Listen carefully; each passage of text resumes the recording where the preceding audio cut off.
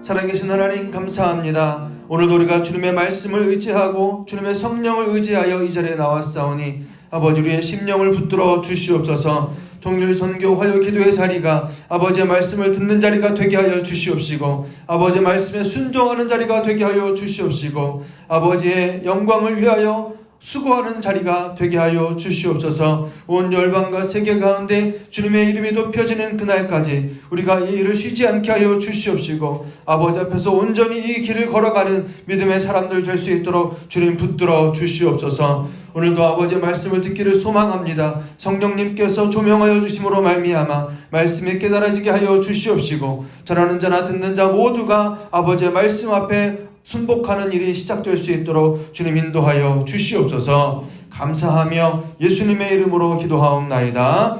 아멘. 할렐루야. 네, 오늘 말씀은 이사야 49장 1절에서 6절까지 말씀입니다. 이사야 49장 1절에서 6절까지 말씀인데요. 우리 다 같이 한 목소리로 같이 읽겠습니다. 시작. 섬들아 내게 들으라. 먼 곳 백성들아 귀를 기울이라. 여호와께서 태에서부터 나를 부르셨고 내 어머니의 복중에서부터 내 이름을 기억하셨으며 내 이불을 날카로운 칼같이 만드시고 나를 그의 손 그늘에 숨기시며 나를 갈고 닦은 화살로 만드사 그의 화살통에 감추시고 내게 이르시되 너는 나의 종이요 내 영광을 내 속에 나타낼 이스라엘이라 하셨느니라. 그러나 나는 말하기를 내가 헛되이 수고하였으며 무익하게 공연히 내 힘을 다하였다 하였도다. 참으로 나에 대한 판단이 여호와께 있고 나의 보응이 나의 하나님께 있느니라. 이제 여호와께서 말씀하시나니 그는 태에서부터 나를 그의 종으로 지으신 이시요 야곱을 그에게로 돌아오게 하시는 이시니 이스라엘이 그에게로 모이는도다. 그러므로 내가 여호와 보시기에 영화롭게 되었으며 나의 하나님은 나의 힘이 되셨도다. 그가 이르시되 내가 나의 종이 되어 야곱의 지파들을 일으키며 이스라엘 중에 보존된 자를 돌아오게 할 것은 매우 쉬운 일이라. 내가 또 너를 이방의 빛으로 삼아 나의 구원을 베풀어서 땅끝까지 이르게 하리라. 아멘. 할렐루야. 오늘도 하나님께서 우리와 함께 하시는 줄로 믿습니다. 네, 우리가 지난 몇 주간 계속 복음 없이는 통일이 없다라는 주제를 가지고 쭉 말씀을 이어가고 있는데요. 첫 번째 에베소서 2장의 말씀을 통해서는 복음이 유대인과 이방인을 하나로 묶으면서 그 중간에 막힌 담을 허무시는 그리스도의 십자가의 그 사역에 대해서 우리가 배웠습니다.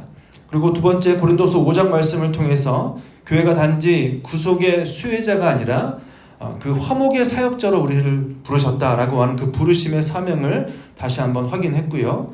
그리고 호세아 4장 6절을 중심으로 해서 이제 우리의 시선을 북한이라는 땅에 조금 더 집중하면서 왜 그곳이 무너져 있는지를 살펴보았습니다. 그 핵심은 뭡니까? 바로 하나님을 알지 못하는 데 있다, 이렇게 말씀을 드렸습니다. 그리고 지난주에 요한복음 8장 말씀을 중심으로 해서 예수 그리스도만이 진리이시고 그 진리만이 북한을 자유롭게 할 수 있다라는 그 복음의 능력을 우리가 다시 한번 선포하면서 그 땅은 단순한 어떤 정치적 억압의 땅이 아니라 진리로부터 철저히 단절된 영적인 감옥이다라는 사실을 우리가 확인한 바 있습니다. 이제 오늘 우리는 이러한 흐름을 따라서 다섯 번째 말씀으로 우리가 이사야 49장 말씀을 보려고 하는데요. 우리의 질문은 여전히 똑같습니다. 왜 우리는 복음을 가지고 북한으로 나아가야 하는가라는 것이죠. 근데 오늘 본문의 말씀은요, 이 질문을 조금 더 넓은 차원으로 우리의 시선을 확장하게 하는데, 단지 북한만이 아니라 우리는 왜 땅끝까지 나아가야 되는지에 대해서 오늘 본문의 말씀이 우리에게 알려주고 있습니다. 그러니까 이사야 49장은 하나님께서 택하신 여호와의 종을 통해서 이 구원의 계획을 펼치신다라고 하는 그 놀라운 계획의 말씀을 우리에게 주고 있는데, 여기서 종이라고 하는 이 표현은 단지 한 민족의 회복을 넘어서 열방의 빛으로 세움을 받고 하나님의 구원이 땅끝까지 이르도록 부르심을 받은 존재로 설명을 하고 있어요. 그래서 이 종에 대해서 오늘 우리가 이해할 필요가 있습니다.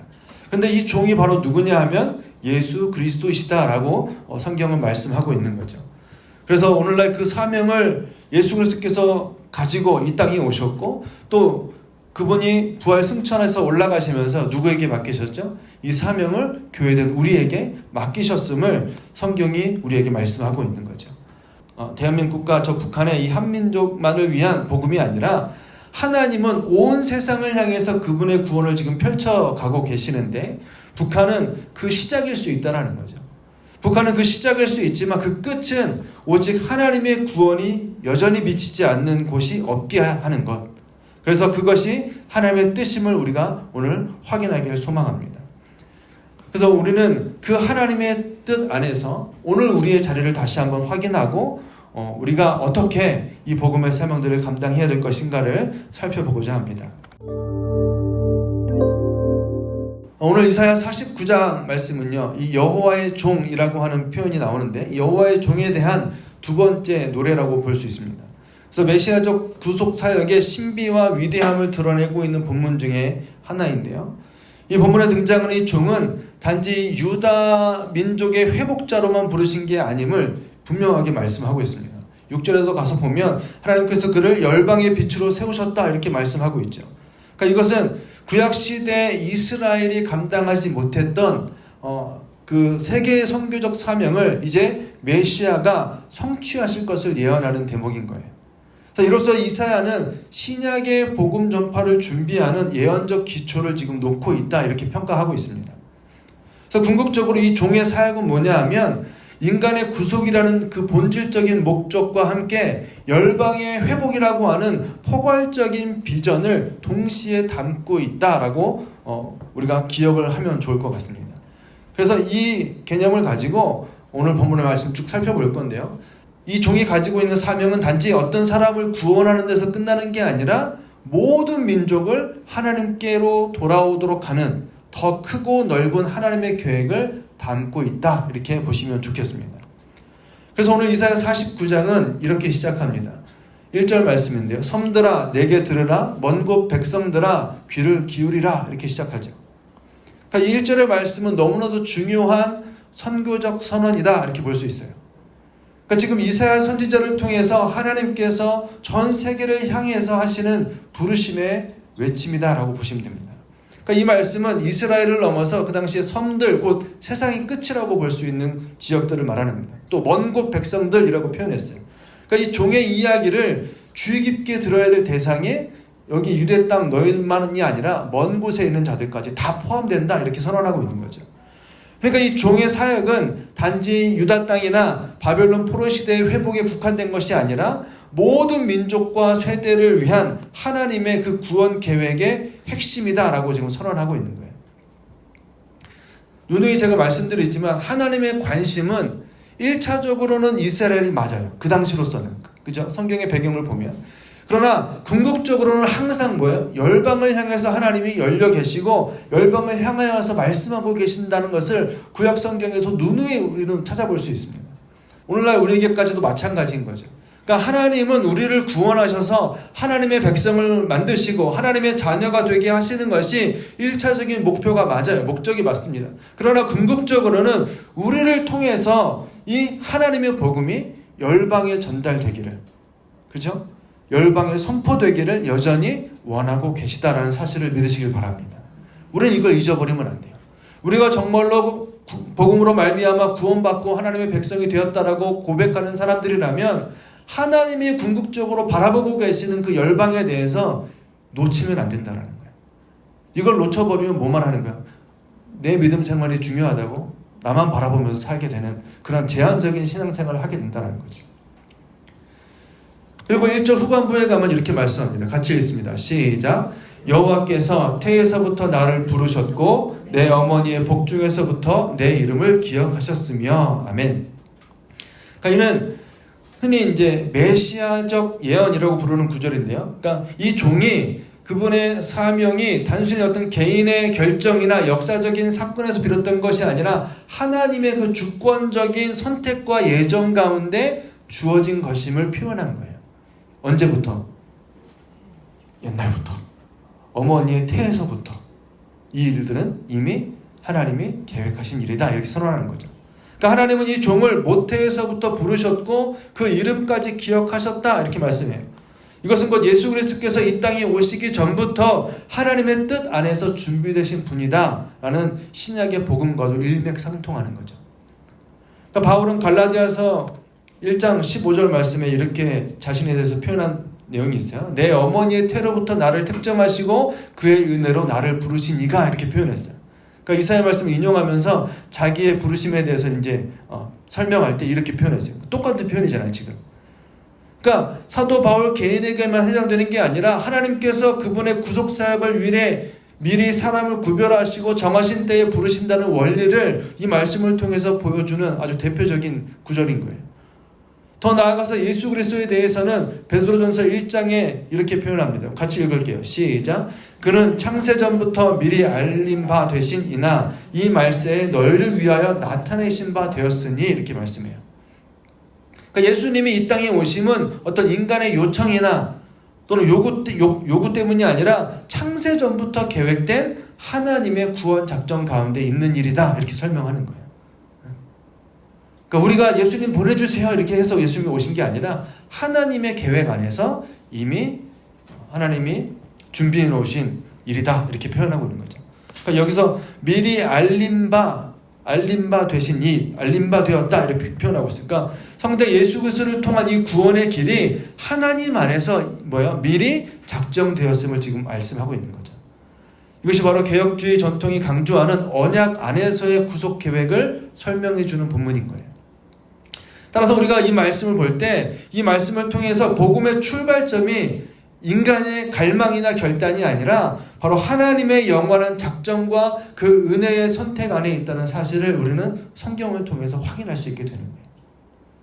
그러니까 구원은 사람의 뜻이나 노력에 달려있는 게 아니라 하나님의 뜻과 주권에 따라서 이루어지는 은혜의 사역임을 믿으시길 바랍니다.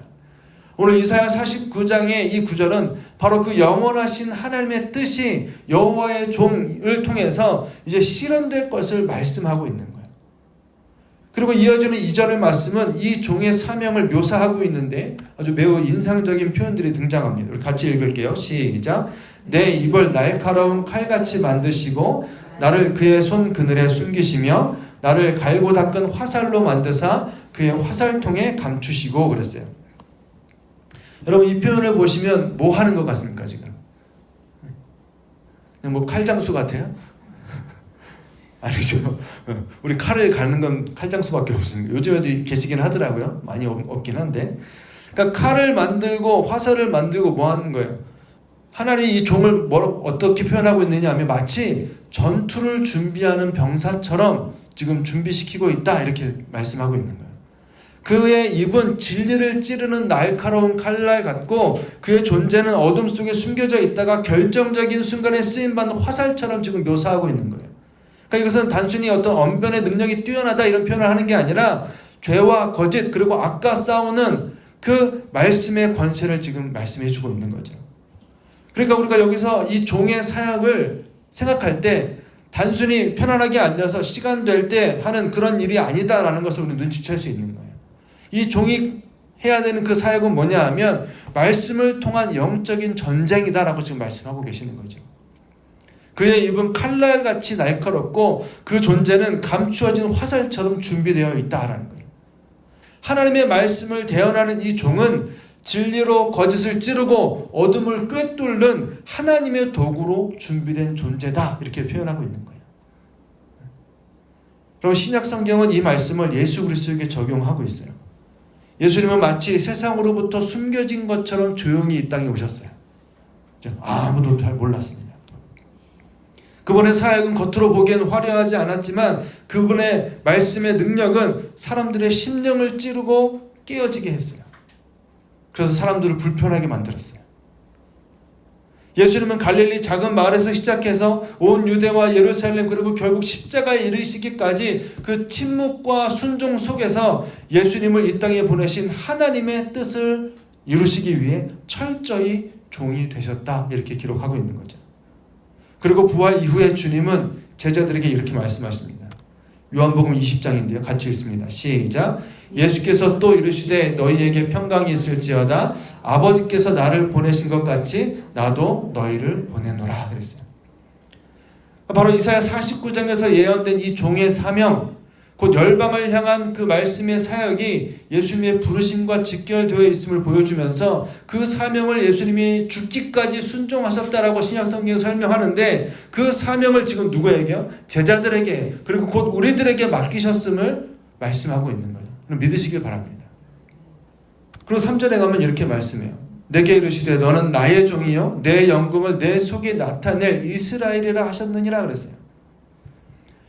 여러분 이 말씀에서 나오는 이 종이 이스라엘이다 이렇게 표현되고 있는데 성경을 읽어보신 분들은 알지만 이스라엘이라고 불리는 그 영역들이 굉장히 많습니다. 이스라엘 민족을 뜻하기도 하고 한 사람을 뜻하기도 하고 뭐 여러 가지 상황들이 있어요. 근데 오늘 그 이스라엘이라는 이 이름은 일반적으로 한 민족을 뜻하죠. 야곱의 후손을 가리키는 말로 사용되지만 여기서는 특별하게 그 민족으로서의 이스라엘이 아니라 하나님께 온전히 순종하는 참된 이스라엘, 즉 하나님이 기대하셨던 그 이스라엘의 이상을 온전히 실현하신 예수 그리스도를 가리키는 거예요. 여러분 구약 성경을 보면 이스라엘은 하나님의 택하신 백성이자 하나님의 종으로 부름을 받습니다. 그런데 그들은 하나님의 뜻 안에서 온전히 순종하지 못하고 계속 뭐예요? 불순종의 길을 걸어가죠. 그러면서 언약을 깨트리는 일들을 반복합니다. 반면에 예수님은 어떻습니까? 아버지께서 보내신 그 뜻을 끝까지 이루신 참된 종이다, 참된 이스라엘이다 이렇게 설명하고 있는 거예요. 그것을 위해서 이 땅에 오셨다라고 말씀하고 있죠. 그러니까 예수님은 실패한 옛 이스라엘을 대신해서 하나님 앞에서 완전한 순종을 이루신 대표자이시자 성취자이시다라고 설명하고 있는 거예요. 그러니까 이와 관련해서 바울은 로마서에서 이렇게 표현합니다. 같이 읽겠습니다. 시작. 무릇 표면적 유대인이 유대인이 아니요 표면적 육신의 할례가 할례가 아니니라. 오직 이면적 유대인이 유대인이며 할례는 마음에 할지니 영에 있고 율법 조문에 있지 아니한 것이라. 그 칭찬이 사람에게서가 아니요 다만 하나님에게서니라 이렇게 말씀해요. 그러니까 바울의 이 말은요 하나님의 백성의 그 정체성이 뭐라는 거예요? 혈통이나 민족에게 있지 않다라고 말씀해요. 그러니까 하나님의 뜻에 순종하는 자가 뭐다? 하나님의 백성이다 이렇게 말씀하고 있는 거죠. 그러니까 누가 하나님의 백성인가라고 했을 때 바로 하나님의 말씀에 순종하는 자가 하나님의 백성임을 믿으시길 바랍니다. 오늘날도 마찬가지인 거죠. 그러므로 지금 이사야 49장 3절에서 이스라엘이라고 불리는 그 여호와의 종은 단지 역사적 이스라엘 민족을 뜻하는 게 아니라 하나님의 뜻을 온전히 이루신 예수 그리스도를 가리킨다라고 보는 거예요. 동시에 그분을 따르는 오늘날의 교회를 포함하는 더 큰 영적인 정체성을 오늘 우리에게 알려주고 있다는 거죠. 하나님은 이 종을 통해서 뭐 하신다고요? 자신의 영광을 그 속에 두고 자신의 영광을 나타내시겠다 이렇게 말씀했어요. 그러니까 오늘 저와 여러분들에게도 이 사명이 있다고 생각할 때 우리 안에 뭐가 있는 거예요? 하나님의 영광을 두셨다라고 말씀하고 계시는 거죠. 그 사명을 오늘날의 교회를 통해서 계속 하나님이 이어가고 계심을 기억하시길 바랍니다. 쉽게 말해서 하나님이 원래 이스라엘을 통해서 이루고자 하셨던 그 모든 뜻을 예수님이 온전히 이루셨기 때문에 하나님은 예수님을 참된 이스라엘이다 이렇게 부르고 계시다라는 거예요. 하나님은요 예수님 안에서 자신의 영광을 가장 분명하게 나타내셨고 그 영광은 이제 교회를 통해서 계속 나타나야 된다라고 말씀하고 계시는 거예요. 따라서 우리는 예수님의 몸된 교회로서 그분의 사명을 함께 이어가는 사람들임을 기억하시길 바랍니다. 여러분 우리의 말이 진리의 칼이 되어야 돼요. 우리의 삶이 하나님의 뜻을 드러내는 도구가 되기를 하나님은 원하고 계시다라고 말씀합니다.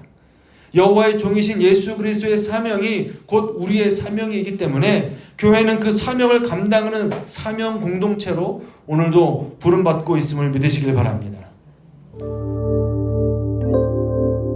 이어지는 이사야 49장 4절 말씀은요. 이 여호와의 종의 고백 중에서 가장 인간적이고 깊은 내면의 이야기들을 드러내고 있는데 앞에서 살펴본 1절부터 3절 말씀에서 하나님께서 이 종을 어떻게 부르시고 어떤 사명을 맡기셨는지 힘있게 선포되었지만 곧 이어서 이 종은 예상 밖의 말을 합니다. 그러나 이렇게 시작해요. 같이 읽을게요. 그러나 나는 말하기를 내가 헛되이 수고하였으며 무익하게 공연히 내 힘을 다하였다 하였도다. 앞에 하나님의 선언하신 그 장엄한 부르심에 비해서는 너무나도 상반되는 표현이 지금 나오고 있어요. 여러분, 이 고백은 하나님의 부르심을 받은 자조차도 그 사명의 길에서 낙심할 수 있다는 사실을 우리에게 지금 보여주고 있는 거예요. 겉으로 보기에 아무런 변화도 일어나지 않고 아무도 내 말을 듣는 것 같지도 않고 자신이 해온 모든 수고가 허사처럼 느껴졌다라는 거죠. 그러니까 많은 일을 했지만 돌아오는 것은 오히려 침묵과 무관심일 때 우리는 이 종의 마음을 이해하게 됩니다. 예수님도 그러셨죠. 수많은 기적과 권능으로 하나님 나라를 선포했어요. 근데 십자가에서 돌아가실 때까지 제자들도 제대로 이해하지 못했습니다. 그럼 성경을 읽어보세요. 제자들이 십자가에 예수님 죽으실 때까지 제대로 이해한 사람 하나도 없었어요. 호산나 다윗의 자손이여라고 외치며 따라왔던 수많은 사람들, 자신들이 바라던 그 기적만 기대하다가 결국 어떻게 합니까? 등 돌리고 예수님 십자가에 못 박으러 선동하는 사람들이 되어버립니다. 주님은 배신당하고 십자가 앞에서 철저하게 홀로 남겨주셨어요. 그러니 우리가 성경을 통해서 볼 때 겟세마네 동산에서 이 잔을 내게서 옮겨주시옵소서라고 기도했던 그 예수님의 심정이 바로 오늘 이사야 49장 4절에 이 종의 탄식과 맞닿아 있다는 걸 볼 수 있는 거죠. 여러분, 그런데 이것은 연약함의 표현이 아니다라는 것을 기억하셨으면 좋겠어요. 현실을 외면하지 않고 그 사명을 향한 깊은 책임감 속에서 터져나오는 정직한 고백이다라는 거예요. 하나님 앞에서의 탄식은 괜찮다는 거예요. 여러분, 성경을 쭉 읽어보세요. 시편에도 탄식시가 굉장히 많습니다. 그죠? 하나님 도대체 저 원수들을 왜 여전히 살려두십니까? 뭐 이런 고백들이 있잖아요. 하나님 앞에서 그렇게 하는 건 괜찮다라는 거예요. 근데 이 고백들은요, 잘 살펴보면 오늘을 살아가는 우리에게도 굉장히 익숙하지 않습니까? 복음을 전하려 하지만 듣지 않으려는 사람들 앞에서, 또 교회를 위해서 헌신했지만 돌아오는 그 상처들 앞에서, 가정을 위해서 기도하며 인내했지만 여전히 풀리지 않는 그 문제들 앞에서 우리는 때때로 이 모든 것이 헛된 것은 아닐까라고 하는 그 생각에 사로잡힐 수 있다는 거예요. 특히 북한 선교와 같은 사역은요, 눈에 보이는 열매가 거의 없잖아요. 위험과 제약으로 가득 차 있습니다. 그때에도 우리는 이러한 고백을 하고 있지 않느냐라는 거예요. 하지만 종은요, 오늘 성경에서 이 종은 이 탄식에서 멈추지 않았다라는 것을 우리는 볼 수 있어요. 그 절망의 끝에서 다시 믿음의 고백을 하는데 같이 읽겠습니다. 시작. 참으로 나에 대한 판단이 여호와께 있고 나의 보응이 나의 하나님께 있느니라 그랬어요. 여러분, 그는 지금 평가와 보상의 기준을 누구에게 줬어요? 나에게, 사람에게 둔 것이 아니라 누구에게 줬습니까? 하나님께 두고 있음을 볼 수 있어요. 그러니까 사람들의 반응이나 어떤 외적인 결과가 아니라 하나님의 시선과 하나님의 시간 속에서 그 수고의 의미를 바라보고 있다라고 지금 설명합니다. 이 종의 사역은 숫자나 눈에 보이는 성과로 평가받지 않는다라는 거예요. 그것은 하나님 앞에서의 신실함으로 평가받는다라는 사실을 반드시 기억하시길 바랍니다. 여러분, 이 말씀은 오늘날 교회와 성도들에게 얼마나 깊은 위로가 되는지 모릅니다. 여러분, 복음을 전하다가, 교회를 섬기다가, 자녀를 양육하고 가정을 위해서 헌신하다가 누구라도 지칠 수 있는 거죠. 지금도 그러한 상황 가운데 있는 분들이 계실 수도 있습니다. 눈에 보이는 변화는 없고 오히려 상처와 무력감만 남을 때가 있다는 거죠. 그때 하나님은 이렇게 말씀하시는 거죠. 너희의 수고는 결코 헛되지 않다. 고린도전서 15장 말씀입니다. 같이 읽습니다. 시작. 그러므로 내 사랑하는 형제들아, 견고하며 흔들리지 말고 항상 주의 일에 더욱 힘쓰는 자들이 되라. 이는 너희 수고가 주 안에서 헛되지 않은 줄 알미라. 아멘. 여러분, 이사야 49장 지금 4절의 말씀은 바로 이 말씀의 선행된 메시지인 거예요. 하나님의 부르심은 우리가 잘할 때만 유효한 것이 아니라 그 부르심은 우리가 낙심할 때도 여전히 유효하다라는 거죠. 우리의 수고는 하나님의 손 안에서, 주님 안에서 기억되고 있음을 믿으시길 바랍니다. 여러분, 이 자리에 더 많은 사람이 오면 좋겠죠. 그죠? 때로는 내가 안 가면 서목사 어떡하나 이런 마음 드시잖아요. 그죠? 권사님 그러실 때 없으세요? 저 혼자 막 노래 부르고 있을 때 이렇게 딱 들어올 때 그죠? 저하고 와이프하고 아무도 안 오시는 날 마음속에 마음이 조마조마해서 어떻게 하지 서로 쳐다보다가 그래도 하자 이러고 노래는 일단 시작합니다. 찬양을 시작해요. 근데 또 한두 번씩 오세요. 시간 되시면. 얼마나 마음이 편안해지는지. 사랑하는 여러분, 우리는 지금 결과 중심의 세상에 살고 있어요. 그죠? 과정은 사람들이 해서 뭐 나쁜 짓을 해서라도 그 자리에 가면 그만이다 이런 얘기 막 하지 않습니까? 그러니까 당장의 변화가 없으면 실패라고 여기고 외적인 성과 없이는 인정받기 어려운 시대를 우리가 살아가고 있어요. 그러나 하나님의 나라는 다르다라고 지금 성경은 말씀합니다. 하나님은 겉으로 드러나는 성공보다 신실하게 사명을 감당하는 삶을 기억하시는 줄을 믿으시길 바랍니다. 결국 사명은 성공으로 완성되는 것이 아니라 신실함으로 완성된다라는 사실을 기억하시길 바라요. 오늘 저와 여러분들 가운데 낙심함이 있습니까? 오늘 4절의 여호와의 종의 그 고백처럼 모든 것이 헛되게 느껴지는 분이 계시다라면 다시 우리 하나님을 바라볼 수 있기를 소망합니다. 우리의 판단은 하나님께 있고 우리의 보상은 하나님께 있습니다. 그분을 결코 우리를 잊지 않으시며 정하신 때에 반드시 그 열매를 맺게 하실 줄을 믿으시길 바랍니다. 그 믿음이 저와 여러분들 안에 있기를 소망합니다. 이제 이사야 49장의 흐름은요, 5절과 6절에서 이제 절정에 이르게 되는데 그 여호와의 종이 다시 한번 자신이 누구인지 그리고 왜 이 사명을 감당하게 되었는지를 고백하는데 먼저 5절 말씀 같이 한번 읽겠습니다. 시작. 이제 여호와께서 말씀하시나니 그는 태에서부터 나를 그의 종으로 지으신 이시요 야곱을 그에게로 돌아오게 하시는 이시니 이스라엘이 그에게로 모이는도다. 그러므로 내가 여호와 보시기에 영화롭게 되었으며 나의 하나님은 나의 힘이 되셨도다. 아멘. 여러분, 이 말씀은 여호와의 종 곧 예수 그리스도께서 하나님의 뜻을 따라 이스라엘을 회복하기 위해서 오신 분이다라고 분명하게 선포하고 있습니다. 하나님께서는 흩어진 야곱과 이스라엘을 다시 모으시는 사명을 이 종에게 맡기셨다라는 거예요. 그러니까 하나님과의 그 언약에서 멀어진 백성을 다시 돌아오게 하는 것이 이 메시아의 핵심적인 사명이다 이렇게 분명히 말씀하고 있죠. 근데 하지만 놀랍게도 하나님은 여기서 멈추시는 것이 아니라 6절에 가서 하나님의 그 구속 계획은 전혀 다른 차원으로 더 넓은 차원으로 확장되고 있음을 보여주고 있는데 우리 같이 한번 읽습니다. 시작. 그가 이르시되 내가 나의 종이 되어 야곱의 지파들을 일으키며 이스라엘 중에 보존된 자를 돌아오게 할 것은 매우 쉬운 일이라. 내가 또 너를 이방의 빛으로 삼아 나의 구원을 베풀어서 땅끝까지 이르게 하리라 그랬어요. 아멘. 근데 여기서 제가 먼저 주목하고 싶은 표현은 뭐냐 하면 매우 쉬운 일이라 라는 표현이에요. 영어 성경으로 찾아보니까 It is too small a thing 그랬어요. 아주 작은 일이다 이렇게 표현했어요. 충격적이지 않나요? 민족을 회복하는 일, 포로된 자들을 귀환시키는 일, 믿음을 잃은 자들을 회복하는 일이 뭐래요? 쉬운 일이다. 아주 작은 일이다 이렇게 말씀하세요. 여러분 솔직하게 말씀해 봅시다.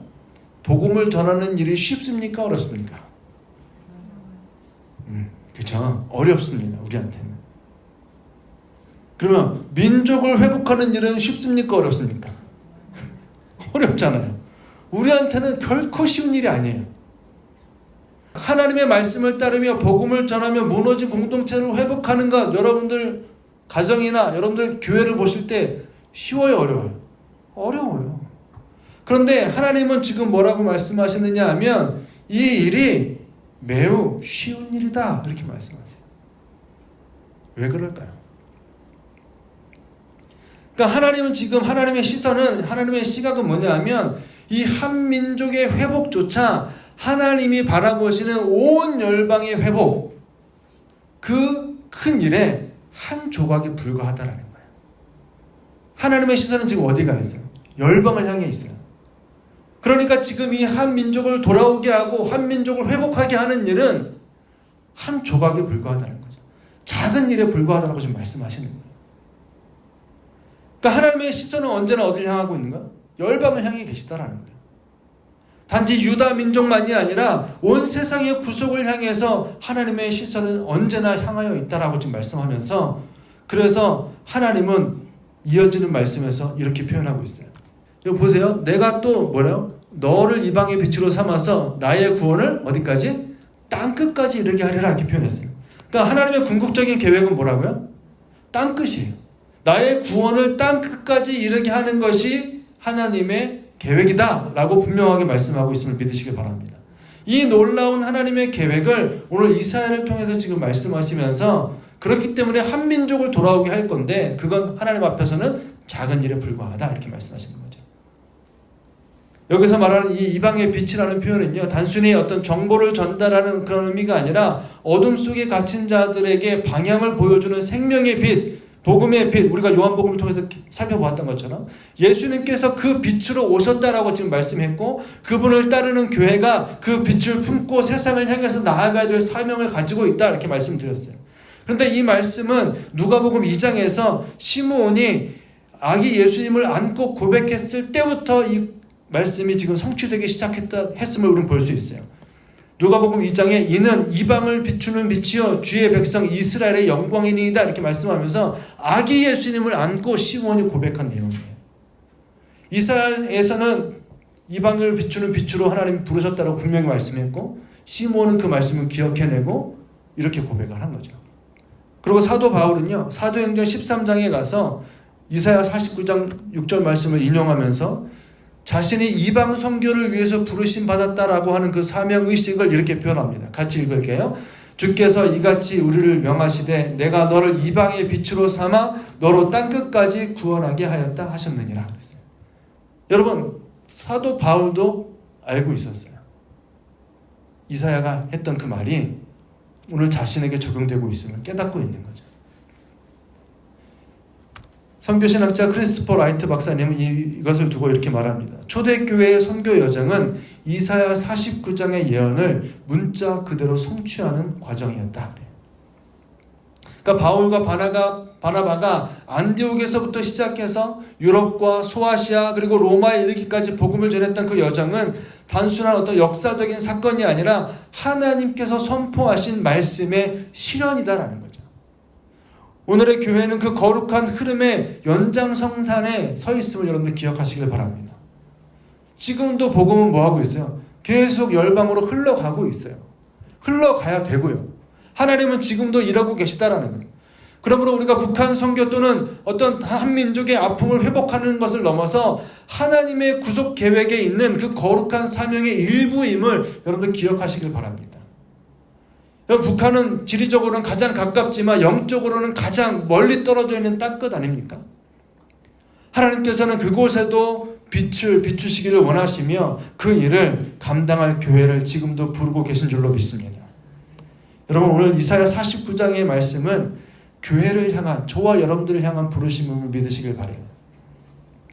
열방을 향한 이 하나님의 마음을 품으라라는 거죠. 예수님은 그 빛으로 오셨고 이제 교회를 통해서 그 빛을 하나님이 비추시겠다라고 하시는 겁니다. 바로 예수님의 그 몸된 교회인 우리가 이 빛을 품고 세상을 향해서 나아가는 하나님의 종이 되기를 간절히 소망합니다. 여러분, 오늘 우리는요, 이사야 49장 말씀을 통해서 이 여호와의 종, 곧 예수 그리스도의 사명과 그분을 통해서 펼쳐지는 그 하나님의 구원 계획이 얼마나 크고 놀라운 것을 다시 한번 기억하길 바랍니다. 예수님은 단지 이스라엘의 회복자에 그치지 아니하고 열방을 위한 이방의 빛으로 부름을 받았다라고 말씀하고 계시고, 그 하나님의 구원은 민족과 국경을 넘어서서 이제 땅끝까지 이르게 하려는 위대한 선교적 계획 속에서 이루어지고 있음을 오늘 말씀해 주고 있다는 거죠. 그리고 그 사명이 오늘날 저와 여러분들에게도 이어지고 있음을 믿으시길 바랍니다. 이러한 관점에서 우리가 바라본다면 우리가 바라보고 있는 이 한반도의 통일은 단순히 정치적인 사건으로만 우리가 치부할 수는 없다라는 거예요. 하나님의 시선에서 이 통일은요, 복음의 진리가 북한 땅에 뿌리내리고 예수 그리스도를 그 아는 지식이 온 땅에 충만해지기 위한 구속 사건의 하나로 봐야 된다라는 거예요. 그리고 그 일을 위해서 하나님은 지금 저와 여러분들을 부르고 계심을 믿으시길 바랍니다. 예수님께서 맡으셨던 그 사명, 여호와의 그 종의 길을 이제 우리가 이어받아서 걸어가야 될 때다라는 거죠. 북한은 여전히 복음으로부터 단절된 땅입니다. 그러나 하나님은 그 땅을 잊지 않으셨다라고 말씀하시면서 이사야 49장 16절에 가면 내가 너를 내 손바닥에 새겼다 이렇게 말씀해요. 그러니까 이스라엘만이 아니라 고통 속에 있는 모든 민족에게 주신 하나님의 언약의 말씀인 거죠. 지금도 수많은 성도들이 북한을 위해서 기도하고 있고 보이지 않는 곳에서 복음의 씨앗을 심는 이들이 있습니다. 하나님은 그 수고를 기억하시고 결코 헛되지 않게 하실 줄을 믿으시길 바랍니다. 그러므로 이제는 저와 여러분들이 응답해야 될 때다라는 거죠. 더 이상 안락한 신앙생활에 머물 수 없습니다. 예수님이 걸어가신 길, 여호와의 종이셨던 그 사명의 길을 우리도 준비하고 따라가야 되는 줄을 믿으시길 바랍니다. 우리의 기도와 헌신, 선교와 이 중보기도는 하나님의 구원이 북한 땅과 저 땅끝까지 이르게 하는 도구가 될 줄을 믿으시길 바랍니다. 그래서 하나님의 선교는요, 창조로부터 시작된 하나님의 회복 이야기입니다. 창조 때부터 시작된. 오늘 이사야 49장이 말하는 그 땅끝은 단순한 어떤 지리적인 장소가 아니라 죄로 인해서 무너진 세상, 빛이 닿지 않는 삶의 모든 현장을 포함한다라고 보시면 좋겠습니다. 북한이라는 그 땅도 억눌린 영혼들, 깨어진 질서들 하나님께서 회복하고자 하시는 땅끝에 속한다는 것을 우리는 기억했으면 좋겠어요. 그리고 교회는 그 회복의 소식을 들고 나아가는 하나님의 빛의 통로임을 믿으시길 바랍니다. 그 부르심 앞에서 우리는 다시 결단해야 되고 복음을 들고 그 땅끝을 향해서 한 걸음 한 걸음 내딛는 저와 여러분들에게 소망합니다. 그 결단은 오늘 우리의 삶의 작은 순종에서부터 시작된다라고 성경은 말씀하고 있는 거예요. 예수님의 그 모든 삶을 통해서 죽기까지 하나님의 말씀에 순종하셨던 것처럼 저와 여러분들이 복음을 전하려고 하는 그 용기, 또 선교를 위한 헌신과 기도, 북한 성도들을 위한 지속적인 관심과 애씀이 이 모든 것들이 오늘 이 자리에서부터 다시 시작되기를 주님의 이름으로 축원합니다. 여러분, 이사야 49장 이 말씀 앞에서 이 부르심을 다시 확인하고 오늘도 빛 대신 그리스도를 따라서 땅끝까지 복음을 전하는 이 사명을 더욱 힘있게 감당해가는 저와 여러분들 되시기를 주님의 이름으로 축원합니다. 아멘.